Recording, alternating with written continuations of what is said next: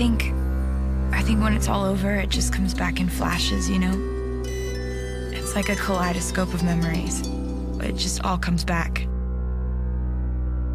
But he never does.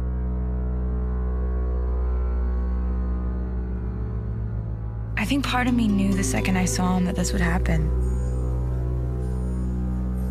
It's not really anything he said or anything he did. It was the feeling that came along with it. And